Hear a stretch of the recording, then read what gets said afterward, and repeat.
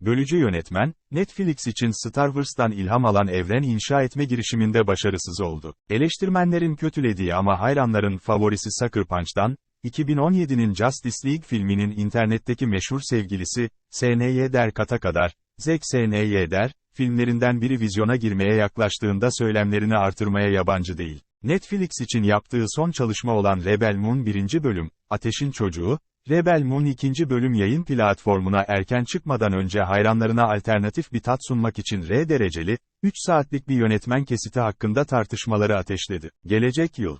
Ancak S.N.Y. Der izleyicileri cezbetmek için karanlık, sürükleyici bir evren yaratmak için elinden geleni yapsa da Rebel Moon, çok daha zorlu filmlerden çalınan kinayelerin gevşek, ruhsuz bir tekrarıdır. Snyder'ın yazdığı, yönettiği, yapımcılığını üstlendiği ve çektiği Rebel Moon, trajik bir geçmişe sahip, savaşta sertleşmiş bir asker olan Kora'yı konu alıyor. Her ne kadar barışçıl bir çiftçi kolonisinde düşük profilli bir hayat yaşamaya çalışsa da Kora, ana dünyanın yeni evini işgal etmesi için acımasız Amiral Noble liderliğindeki bir askeri birlik göndermesiyle bir kez daha savaşçı rolünü üstlenmek zorunda kalır. Mütevazı bir çiftçinin yardımıyla Kora, vatanını savunmak için bir grup savaşçıyı işe almak üzere galaksiyi kapsayan bir maceraya çıkar. Orijinal, sürükleyici bir bilim kurgu dünyası kurmaya çalışmak, en usta yazarlar için bile küçük bir görev değildir ve Snyder'ın, hikayeyi anlamadan, Star Wars ve Dune gibi tür klasiklerinden ağır estetik ve üslup notları aldığı acı bir şekilde açıktır. Yukarıda bahsedilen serileri bu kadar sevilen yapan duygusal ritimler. Kesinlikle,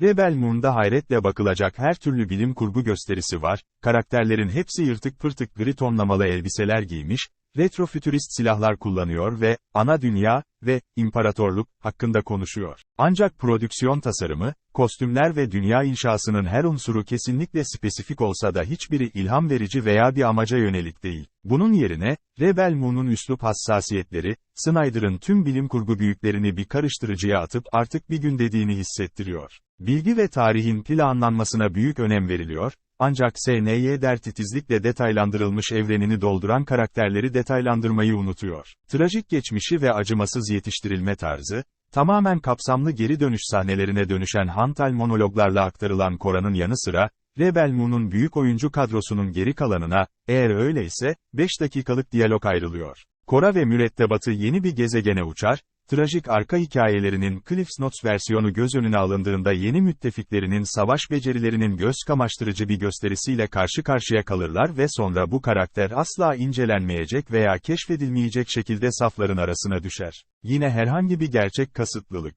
Kora'ya gelince, Bautella, kalbi ya da tutkusu olmayan bir ya distopik kahramanından beklenen geleneksel gücü ve metaneti getiriyor. Koyu renk saçlarının altından sürekli öfkeyle bakan Kora, geçmişi göz önüne alındığında metanetliliği kesinlikle anlaşılır olan, ancak kişiliği daha ılımlı bir kahramana yakışmayan, acı verici derecede ilgi çekici olmayan bir kahramandır. Kora, dövüşte oldukça gaddar olmasına rağmen, kavgaya karışmadığı zamanlarda mesafeli davranıyor, bu da filmin tamamına uzak, erişilemez bir duygusal çekirdek kazandırıyor. 2 saat 15 dakika süren Rebel Moon, zahmetli bir sinema deneyimidir, baş kahramanın kendisi zar zor umursuyormuş gibi görünürken seyirciler neden filmdeki olaylarla ilgilensin ki? Rebel Moon'un kendi karakterlerini keşfetme konusundaki ilgisizliği, kötü adamlarının zalim, içgüdüsel doğası nedeniyle daha da sinir bozucu hale geliyor. Kora, Gunnar ve diğer kahraman özentilerinden pek fazla kişilik alamasak da, bize birkaç tane muamele ediliyor. İmparatorluğun zulmünden ve şiddetinden keyif alan uzun sekanslar. Belli belirsiz faşist olan yönetici grup,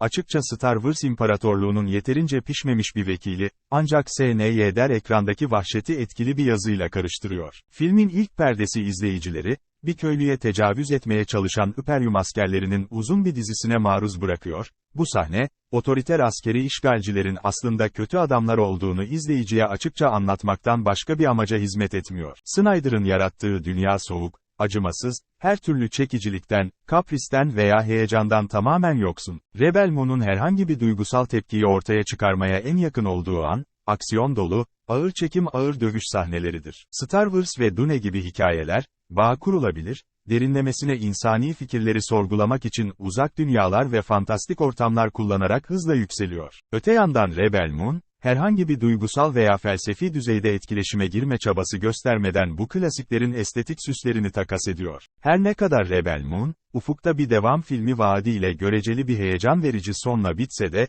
evrenin bu ruhsuz mücadelesinde birinin neden kendisini 2 saate daha maruz bırakmak isteyebileceğini hayal etmek zor. Elbette, S.N.Y. Der kendine özgü son derece stilize edilmiş aksiyon sahnelerinin ustasıdır, ancak duygusal risklerin ve akılda kalıcı karakterlerin tamamen eksikliği, Rebel Moon'u dişsiz kılmaktadır.